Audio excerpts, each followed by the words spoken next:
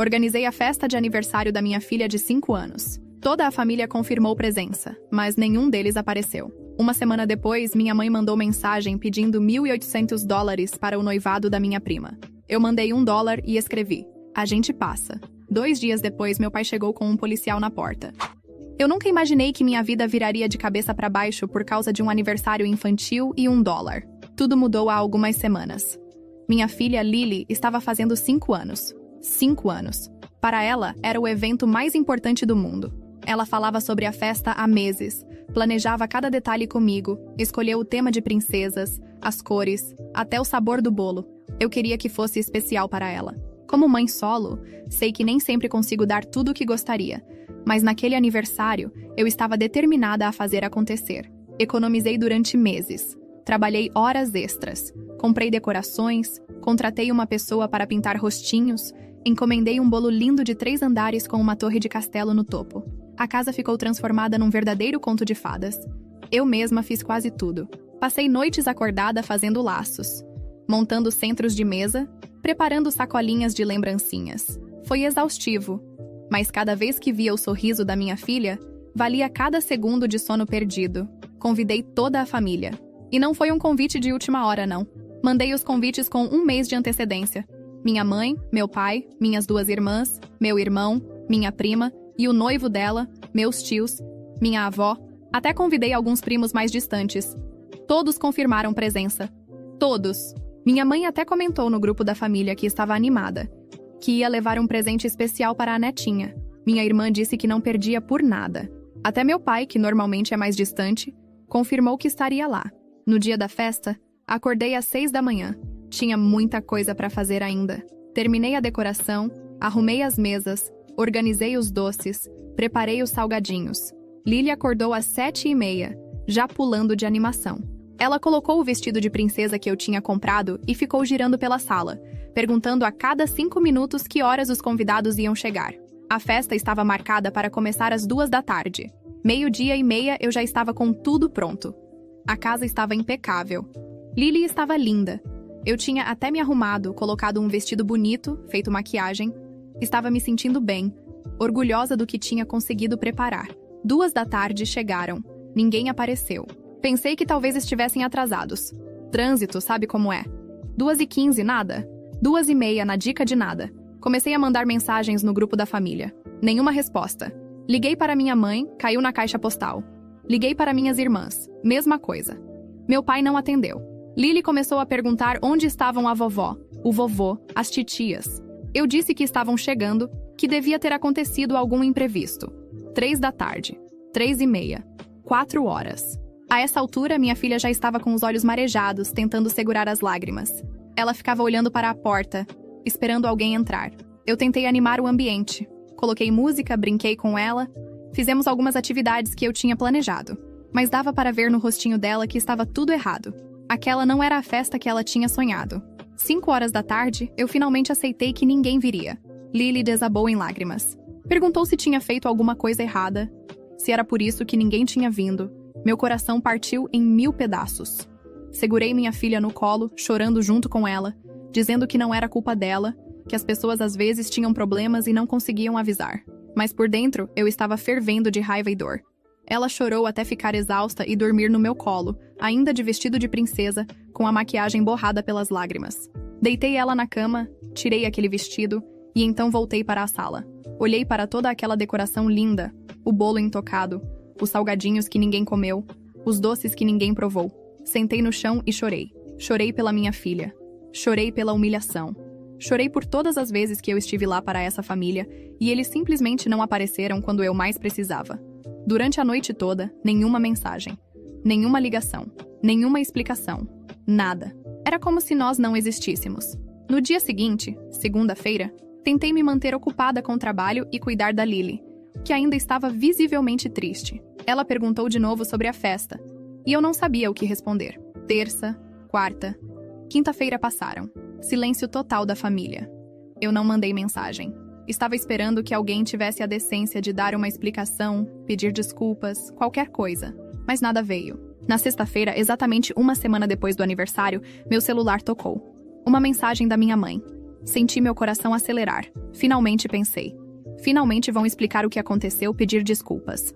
Abri a mensagem. Não tinha nenhum pedido de desculpas. Nenhuma menção ao aniversário da minha filha. A mensagem dizia o seguinte: ela estava organizando uma festa de noivado linda para minha prima e precisava de ajuda com os custos. O valor que ela estava pedindo era de $1.800.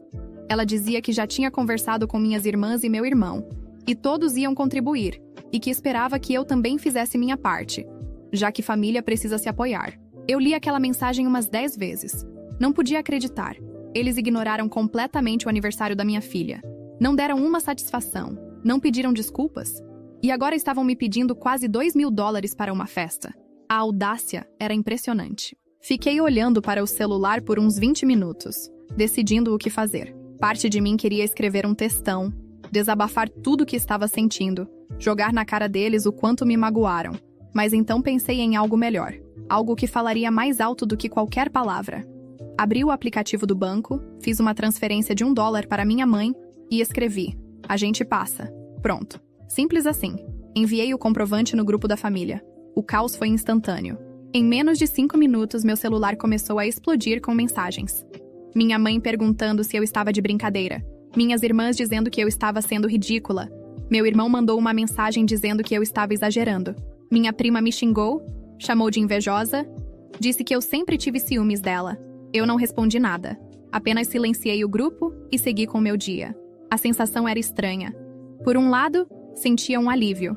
Por outro, uma tristeza profunda.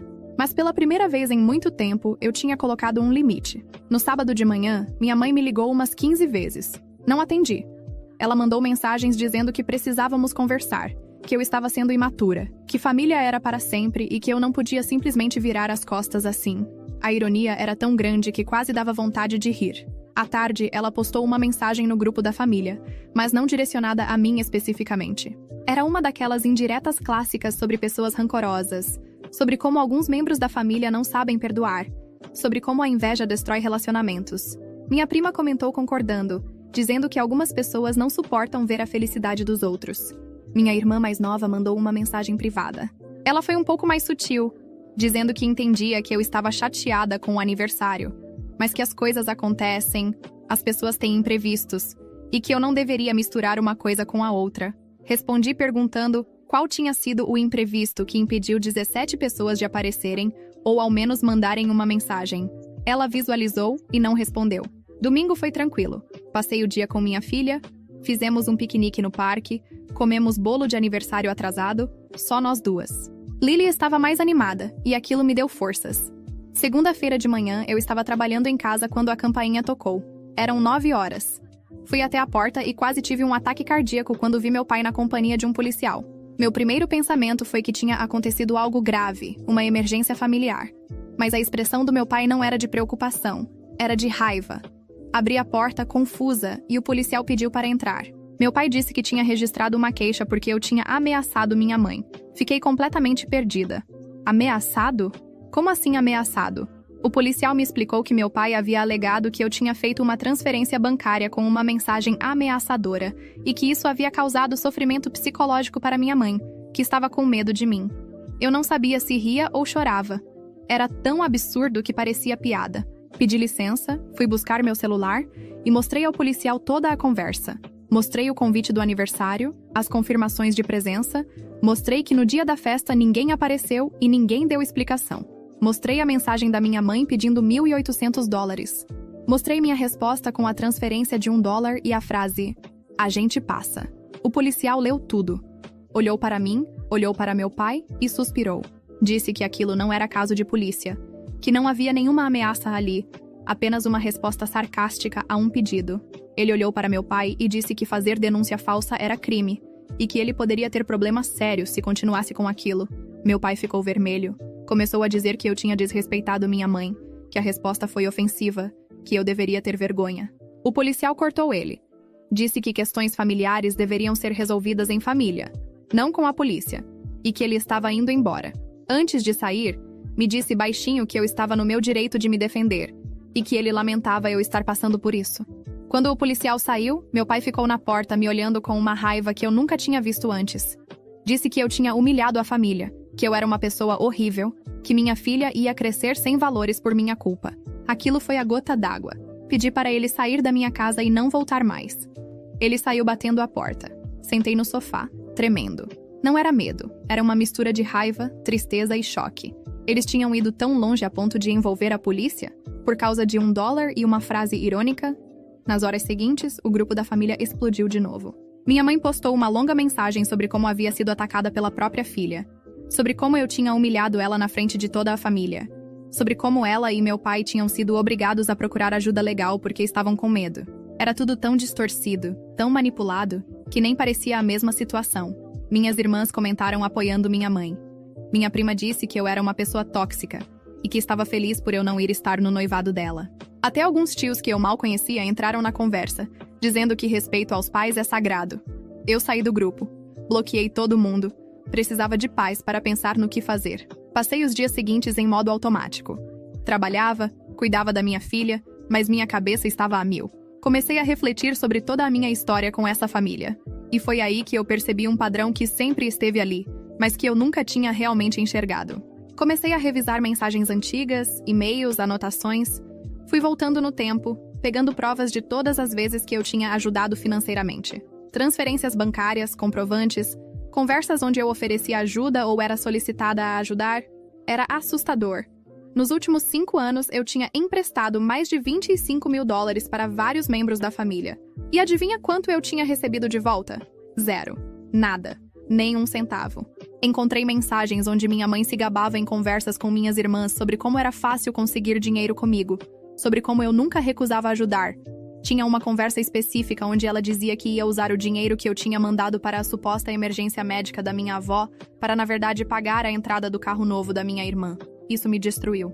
Não era só sobre me usar financeiramente. Era sobre mentir, manipular, me tratar como uma idiota que eles podiam enganar à vontade. E o pior, eles nunca tiveram nenhum remorso. Nas conversas ficava claro que eles achavam que era meu dever ajudar, que eu tinha mais condição financeira. Então era obrigação minha bancar as coisas. Juntei tudo. Imprimi, organizei, criei uma pasta com todas as evidências. Não sabia ainda o que faria com aquilo, mas queria ter tudo documentado. Enquanto isso, eles começaram uma campanha nas redes sociais. Minha mãe postou uma mensagem vaga sobre filhos ingratos, sobre como ela tinha se sacrificado a vida toda para criar os filhos e agora era abandonada na velhice. Minha prima postou algo sobre pessoas invejosas que não conseguem se alegrar com o sucesso alheio. Minha irmã mais velha compartilhou um artigo sobre como a sociedade moderna está destruindo os valores familiares. Amigos em comum começaram a me mandar mensagens, perguntando se estava tudo bem, dizendo que tinham visto as postagens da minha família.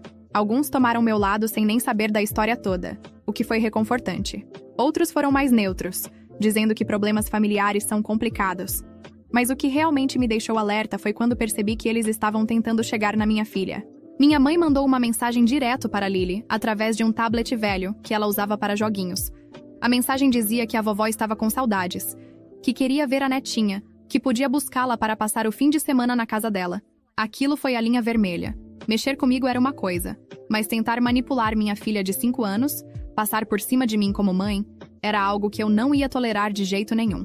Na quarta-feira seguinte, marquei uma consulta com um advogado. Expliquei toda a situação. Mostrei as provas das manipulações financeiras, mostrei as mensagens tentando contato direto com minha filha sem meu consentimento, mostrei o boletim de ocorrência falso que meu pai tinha tentado fazer. O advogado me orientou a documentar tudo, a cortar completamente o acesso deles à minha filha até que a situação se resolvesse, e me aconselhou a considerar medidas legais se eles continuassem com as tentativas de contato não autorizadas. Ele também mencionou que eu poderia processar por difamação, pelas postagens nas redes sociais e pelos comentários que estavam fazendo sobre mim. Saí do escritório dele com um plano. Não era sobre vingança, era sobre proteção. Proteger minha filha, proteger minha paz e deixar claro que eu não seria mais capacho de ninguém.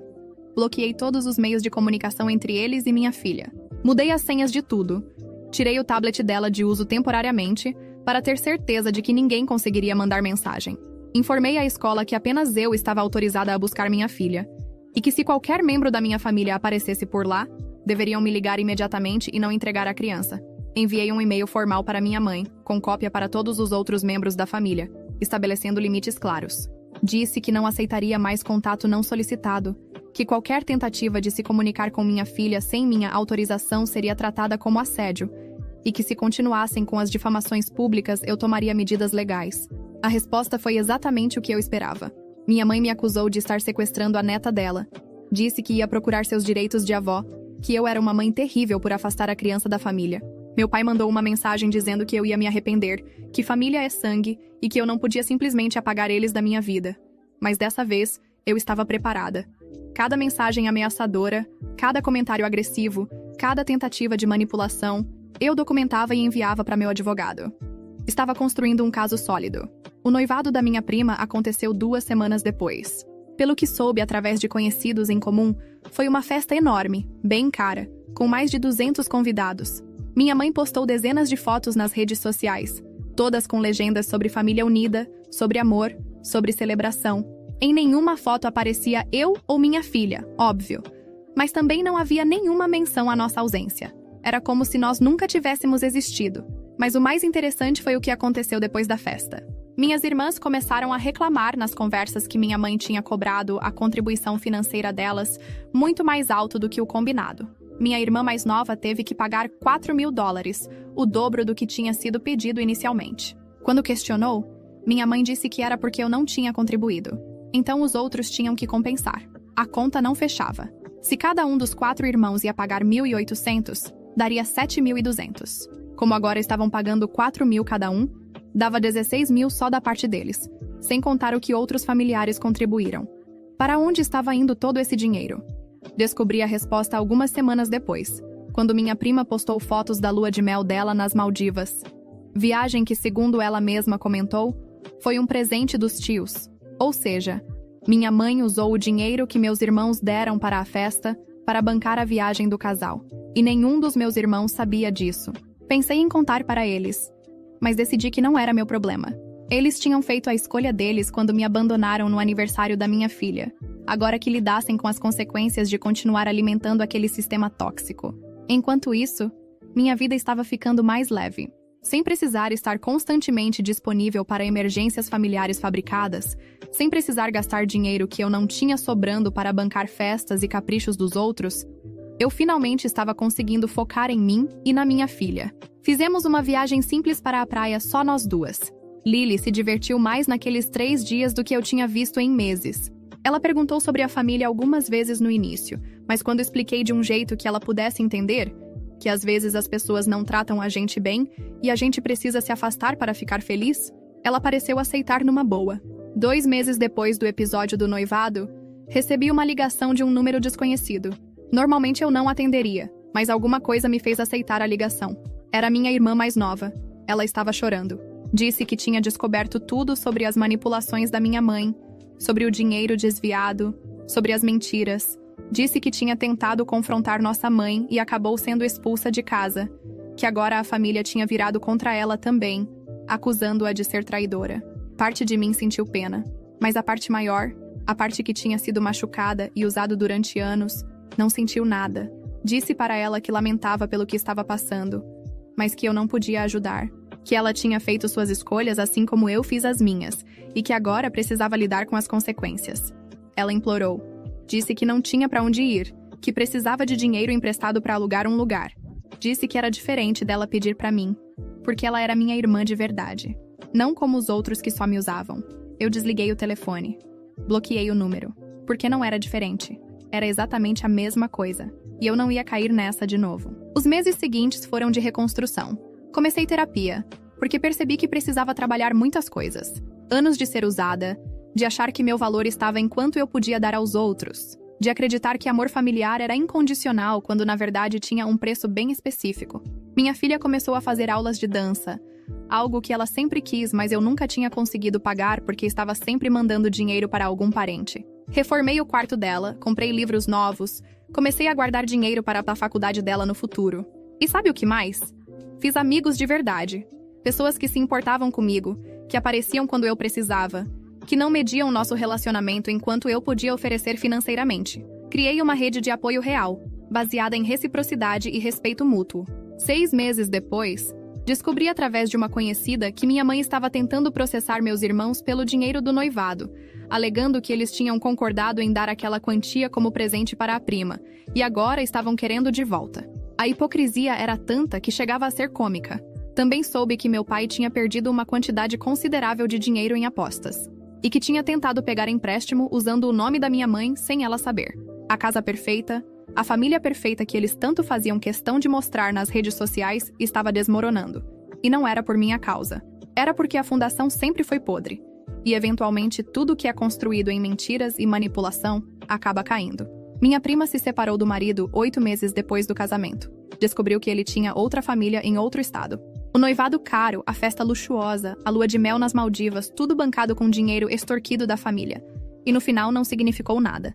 Eu poderia dizer que senti satisfação com isso tudo. Mas a verdade é que eu só senti vazio. Não era sobre eles se darem mal.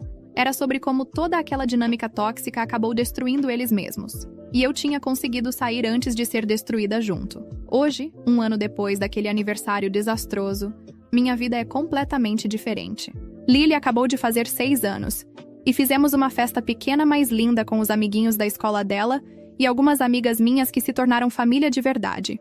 A casa estava cheia de risadas, de amor genuíno, de pessoas que realmente se importavam. Ainda recebo mensagens ocasionais de membros da família. Algumas são tentativas de reconciliação que soam mais como tentativas de ter acesso ao meu dinheiro de novo. Outras são ataques diretos, me culpando pela destruição da família. Eu não respondo nenhuma. Aprendi que algumas pessoas nunca vão admitir que erraram, nunca vão pedir desculpas de verdade, nunca vão mudar. E está tudo bem, porque eu não preciso do reconhecimento deles para seguir em frente. Não preciso que eles admitam o que fizeram para eu ter paz. A paz veio quando eu decidi que meu bem-estar e o da minha filha eram mais importantes do que manter uma fachada de família unida que nunca existiu de verdade. Aquele $1 que eu mandei não foi mesquinharia. Foi a compra da minha liberdade. Foi o preço da minha dignidade de volta. Foi o valor exato que eu estava disposta a investir em pessoas que nunca investiram em mim. E sabe o mais engraçado? Até hoje tenho o comprovante daquela transferência salvo no celular. $1 e a mensagem "a gente passa". É meu lembrete de que eu posso dizer não, de que eu mereço respeito, de que família de verdade não é sobre sangue, é sobre quem fica quando as coisas ficam difíceis. Lily às vezes pergunta sobre os avós, sobre as tias. Eu digo a verdade de um jeito adequado para a idade dela, que às vezes as pessoas não sabem como amar direito e que tudo bem a gente escolher estar perto de quem nos faz feliz. Ela parece entender. E o mais importante, ela está crescendo vendo um exemplo de alguém que não aceita ser maltratada, que coloca limites, que valoriza a própria paz. Se tem algo que aprendi com tudo isso, é que às vezes a vingança silenciosa é simplesmente viver bem. É construir uma vida bonita longe de quem te fazia mal. É provar, principalmente para si mesmo, que você não precisa deles para ser feliz. É fechar a porta para a toxicidade e abrir janelas para relacionamentos saudáveis. Não posso dizer que não tenho cicatrizes. Tenho. Algumas feridas ainda doem quando eu paro para pensar, mas elas estão curando. E eu estou me tornando uma versão mais forte, mais consciente, mais inteira de mim mesma. Então sim, mandei $1 quando me pediram 1.800. E se pudesse voltar no tempo, faria exatamente a mesma coisa, porque aquele gesto minúsculo foi na verdade gigantesco. Foi o momento em que eu escolhi a mim mesma. Foi quando eu finalmente entendi que não sou um banco, não sou uma conveniência, não sou um recurso a ser explorado. Sou uma mãe fazendo o melhor que pode. Sou uma mulher que merece respeito. Sou uma pessoa com valor que vai muito além do que posso oferecer financeiramente. E qualquer um que não consiga ver isso, não merece um lugar na minha vida, seja família ou não. A porta está fechada, não trancada, porque isso exigiria que eu ainda gastasse energia pensando neles. Apenas fechada, gentilmente, definitivamente. E do outro lado dessa porta, eu construí um jardim. Um lugar onde só entram pessoas que regam flores, não que plantam espinhos. Um lugar onde amor é verbo, não substantivo. Um lugar onde família é quem escolhe ficar, não quem é obrigado por sangue. E nesse jardim, eu e minha filha estamos florescendo. E você? Se estivesse no lugar dela, o que faria diferente? Deixe seu comentário.